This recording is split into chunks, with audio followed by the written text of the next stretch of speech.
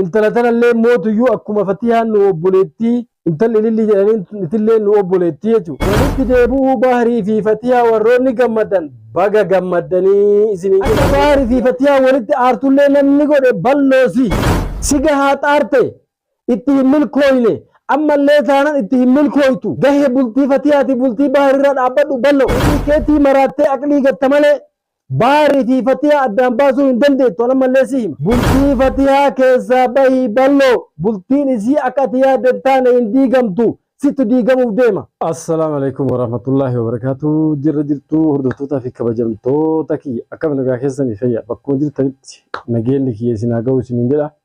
Har'a waa lama dubbachuu dhufe. Wani lamaan suni Fatiyaa galatoonfachuu dhufe. Balloo immoo balloo wanni inni dalagaa jiru waan gaarii miti. Inni yoo akkanatti dhaabbatee ilaalu kaleessa hoggaa nama gorsu nama gaarii nama jabaa nama guddaa nama akka gaariitti yaaduu fakkaata. Har'a immoo wanni inni haasahaa jiru waan akka malee nama qaanfachiisaati jechuudha. Namnuu nama jala qaanfata nutuu isa jala qaanfanne inni akkamitti akka qaanfachuu dhabee na dhibee jechuudhaan akkamitti akka yaaduu balloon kun nama guddaadha. Nama nuti akka obboleessa keenya guddaatti of duratti ilaalu nama fakkeenya nuu taa jennu. Har'a gaddeebi'ee namni guddaan akkasiisu yoo waan hin taane haasa'u hedduu nama gaddisiisaa jechuudha. Fatiyaan akkuma dura jettee waa malee miti hordoftoonni illee nuti illee dumaashonni isii namoonni hedduun ka Fatiyaa dinqisiifannee amma dura illee isii bira dhaabbannee Fatiyaan miidhamuu hin qabdu Fatiyaan miidhamuu hin qabdu jennee mormaa turre waa malee miti jechuudha. Fatiyaan tuni urjii dubartootaati fakkeenya dubartootaa ta'uu dandeetti jechuudha. Kanaaf dubartiin akkanaa miidhamuu hin qabdu jennee wanni kaleessallee mormaa turreef wanni Bahariin durallee dhaabbannee intalatanallee mootuyyuu akkuma Fatiyaan nu obboleettii intalli lilli jedhanii itillee nu obboleettii jechuudha. Wanni ati lilli Fatiyaa irratti dalagaa jirtu waan gaarii miti jennee wanni dura dhaabbannee akkasitti mormineef Fatiyaa waan beeynuufi jechuudha. Urjii dubartootaa fakkeenya dubartootaa tataatu tuni tuqamuu hin qabdu. Yoo isiin tuqamte akkam taa'ee dubartoota fakkeenya ta'a jennee kaleessa Fatiyaa bira dhaabbachaa turre. Alhamdulillahi rabbil aalamiin gammachuun nuti gammanne gammachuu hordoftoota keenyatti gammachuun nuti gammanne gammachuu Fatiyaati gammachuun nuti gammanne gammachuu Bahariiti. Baga gammaddanii diina keessan garaa gubdanii warra isin jaalatu mootuyyuu isin wajjiin gammadu. Walitti deebi'uu Baharii fi Fatiyaa warroonni gammadan baga gammadanii isinii jedha. Warroonni mootuyyuu Fatiyaa fi Bahariin addaan baafna akka goone waan haasoynee Fatiyattillee waan hin taane haasoynee Baharillee mootuyyuu waan hin taane itti haasoynee yoo kanurraa sharafu taate Fatiyaa fi Bahariin addaan baafna jettanii warri cinqamaa turtan warri hirriba dhabaa turtan amma mootuyyuu akkam taatanii. Fakkeenyaaf Ibraahimiin dheengadda gabbaate intalli baddaashawaa Bahariin waan isiin itti goote hin beeynu siirii itti dalaydee jechaa turte jechuudha. Isiin as deebitee Bahar araarfachuu qaba. Bahariin araarfadhaa dheengadda aaranna godhe jettee gabbaatee haasoynaan wanni isin godhaa turtan isinii milkaa'uu dhabnaan maqa xureessi taappeellaan taane Fatiyatti maxxansitanii waan isii hin fakkaanne Fatiyatti hin fakkaanne ka biyya kana keessa jiru dhiisii ka biyya alaa taa'ee Fatiyaa beekuyyuu hojii Fatiyaa akka hin taane akka gaariitti bareechee itti amanaa jechuudha. Hayyee gaafa isiin har'a gabbaatee tasgabbooyte isillee waan san itti dhaabbattee laaltee namni ni aara yoggaa aare waan ta'u hin beeku waan itti fakkaatetu dhugaa itti ta'a. Dhaabbattee aara sana ofirraa buufattee as deebittee abbaa warraa kiyya wal dhabuu kiyya sirrii miti dhiifama inni na gaafate san mootuyyuu anillee godhuu dhabuun aaratu akkasana godhe malee sirrii akka hin taane ni beekaa jette jechuudha Fatiyaan.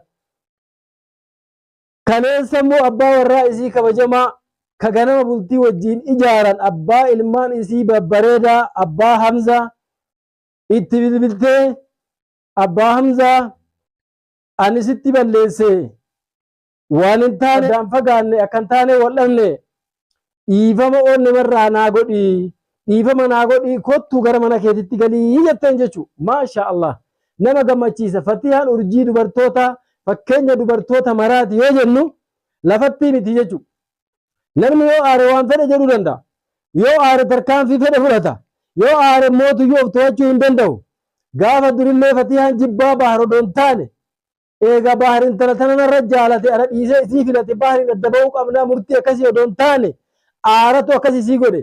Ka akka yaartu isii godhellee abbaa warraa ofii kana waan jaalattuuf waan kabajjuuf malee tuffii isaati miti jechuudha. Akkasitti kaleessa dhiifama naa godhi jetteeni akka isiin itti mootuyyuu isa simachuuf turte sapiraayisii tureeyyu. Buna dhaabee waan nyaatan laaqanallee godhee akkasitti waamee laaqanallee wajjin nyaannee dhiifama walii goona jettee garuu immoo akka carraa tahee Bahar haajaa biraatiif jecha waan magaalaa keessaa bahee gara biraa deemaa jiruuf isaa amna deemaa jiru isaa kararra jiru itti bilbiltee jechuudha. Akkasitti Bahar ani amma wallaahi dhiifama wajjiinii karaa deemaa jira.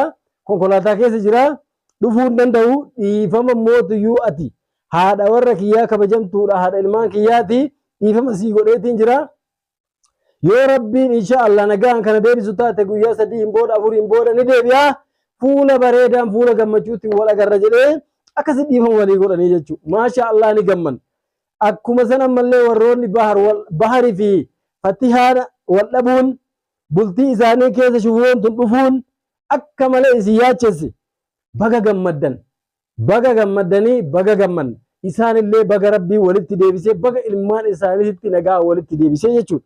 Warroonni mootuyyuu kaleessa Fatihaa fakkaatanii warroonni akka balloo kaasatan akka ajaa'ibaatti wanni akka malee nama qaanfachiisu ka abbaan ofirratti hin agarre ka namni badhee dhaabbatee silaalu balloo akkuma ati taatee fi akkuma ati itti yaaddu na dhibe wallaahi akkuma ati itti yaaddu na dhibe.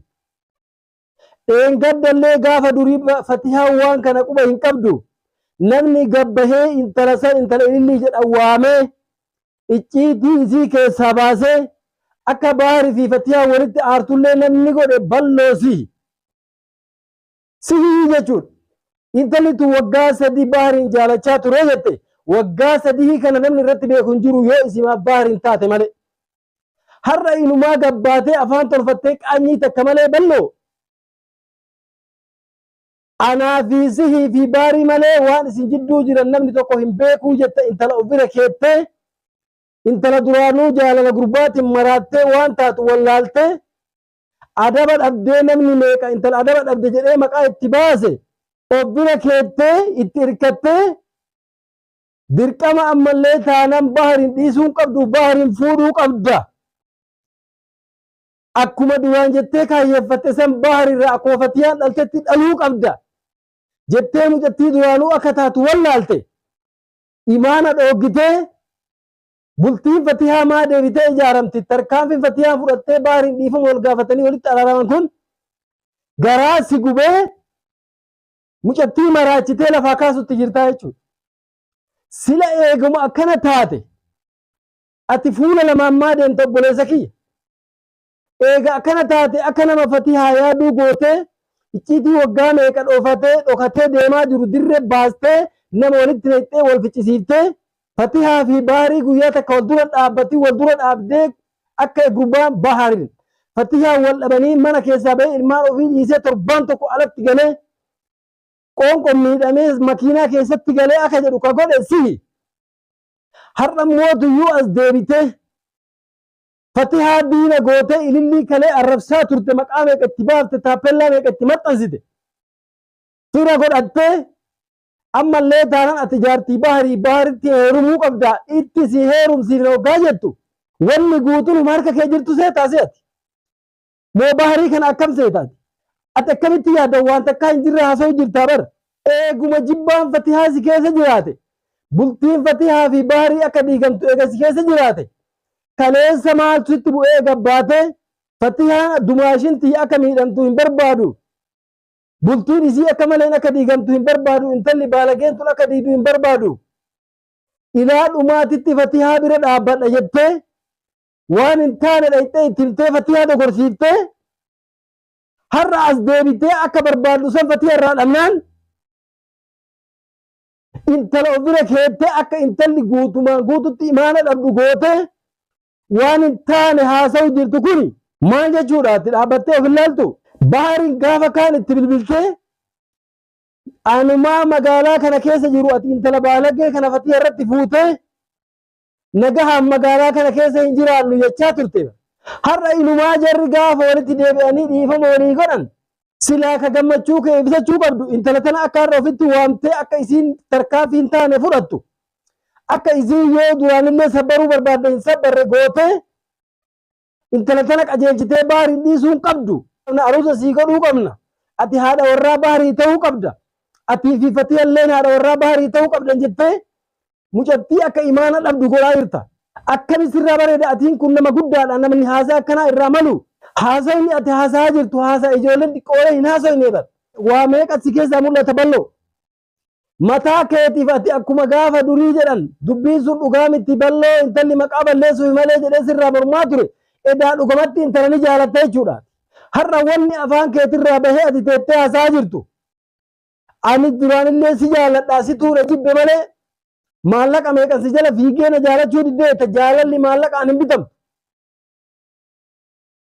Eeguma akkas taate intala kana ka jaalattu taate akka nama gorsuu fakkeessitee haga bultii fatiyaa deebitee diigamuu qabdi jettee karoorfattee intala udura keettee abadan bahariin dhiisuu hin qabdu jettee mucattii waan hin taane sammuu keessa keettu. Abboo baarsi didee waan baaraasaa jirullee hin argita. Fatii illee si dhiisuuf hin teessu.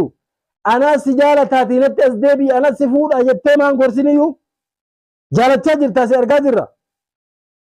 Ofii keetii sodaattee namatti qajeelchita bultii namaa diiguuf deemta. Jecha haga amma ati jettee kanaafuu aarsaa guddaa si kafalchiisa. Hinaaffan si keessa jiraachuu sirraa mul'ata jechuudha. Nama guddaa taate nama silaa fakkeenya namaa ta'u taate nama ijoolleen tun deebitee walitti araaramuun bultiin fatihaatiif baarii walitti deebi'uun silaa si gammachiisuu qabu bal'oo. Si hinaafsisee waan hin taane dalagu jirtaa jechuudha ammallee. Odoo ijoollee waayyaan illee taate haa haasa'ittu irraa fakkaataa ijoolleedha jedhanii. Ati namni guddaan har'a akkamitti gabbaatee waan hin taane waan diigomsa haaso'itu. Xayyiin namni sii gadii maa sirraa barata. Ati eega akkana dalagaa atu akkana dalagaa jirta. Yoo namallee ka sodaachuu dhabdu taate rabbuma kee ofirratti sodaattu waan dalagaa jirtu waan hamtuudha. Namni nama walitti araaramuu jibbu shayxaana malee hin jiru. Ati shayxaana namaati. Bal'oo ati shayxaana namaati wallahi. Shayxaana silaa rabbiin jinnii jedhee sanirra jinnii namaatu irra baddu. Siga haa xaarte itti hin milkooyne ammallee taanan itti hin milkooytu. Gahee bultii fatihaati bultii baharirra dhaabbadhu bal'oo. Wanni sirraa bareedu silaa bal'oo akkuma gaafa durii itti fufte sanii fatihaa bira dhaabbattee har'a gaafa jarri lamaan odoo manguddoon tokko isaan jidduu hin taa'in dhiifama walii godhan silaa ka gammaduu qabdu si hinaafsisee fatihaan baariin araafattee mana galfattee ati immoo tiyyuu jalaa hafuu hin qabdu jettee ni mucattii maraachita. Namni guutuu mucattii tana ajeeffatee hammeessee kana guutuu ka godhe dubbii kana ka kaase si dubbii kaaftee nama wal ficcisiiftee jaartii guyyaa meeqa adda bulchitee har'a wanni ati dalagaa turte sin harka fashalaayee sirraa fuudhuu didanii jarri nagaa walitti deebi'ee nagaa buusanii mana ofii qabbaneessu nagaa kalee sanitti deebine jedhanii gaafa dhiifama wal gaafatan. Jarri kun nagaa argachuu hin qabu jettee akkaataa nageenyi isaanii itti badu dalagaa jirta bara. Katmiin nama baduun akka kee kana katmii rabbi si balleessee barbaada. Bal'ooti.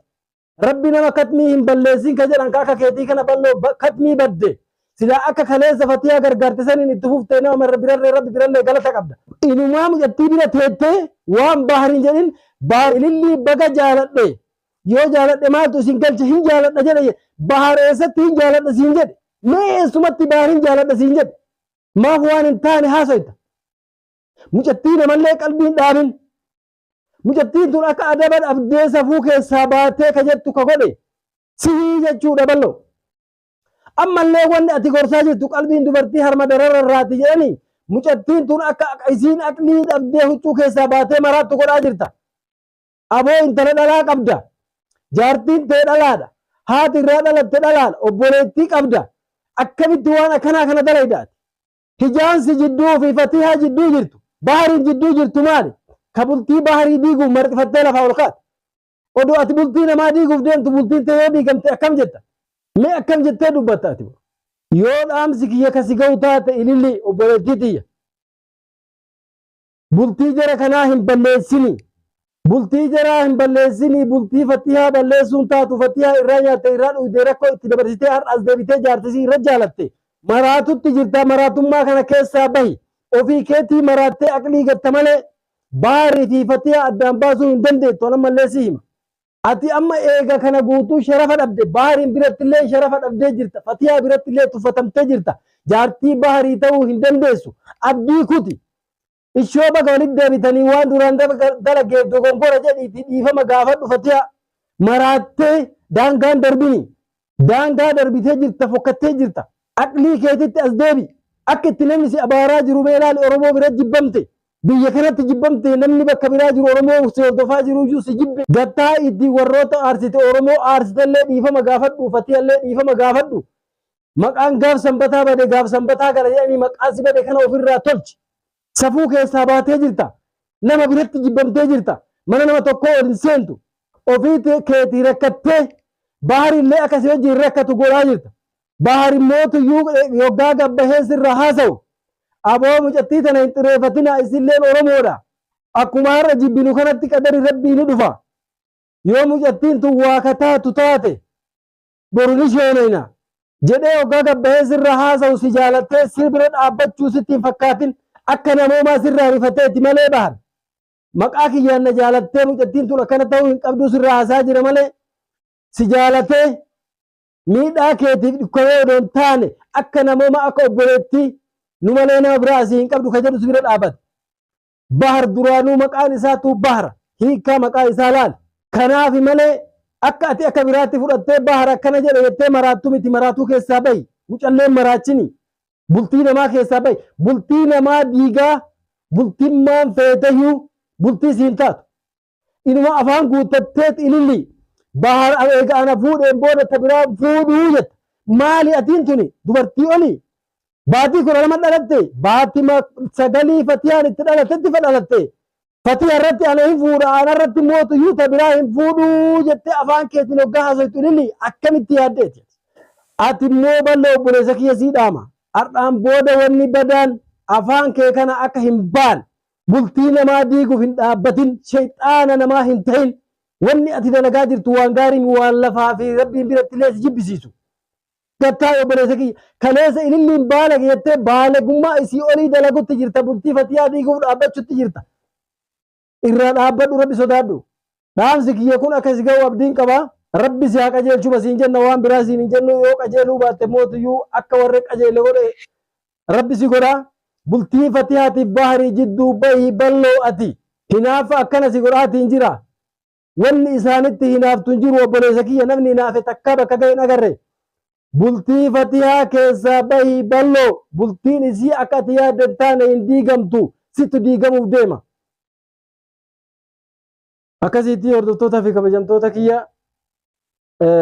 du'aayii godhaatii roonni fatihaa fi bahar walitti deebi'uun isin gammachiise irra deebi'ee ammallee baga gammaddanii fatiha ati ammallee dubartii kabajamtu kaleessas kabajaa qabda kabajaan si beekanii namaa fi rabbillee si beeka wanni ati dalagde waan namaa fi rabbi biratti illee jaalatamaa ati galatoomii hedduu galatoomii simboona hojii dubartootaatiif fakkeenya dubartoota taate galanni kiyya si haa ga'u siin jedhaa si galatoonfadhaa hordoftootaa fi kabajamtoota kiyya isinillee hedduu isin jaaladhaa isin galatoonfadhaa.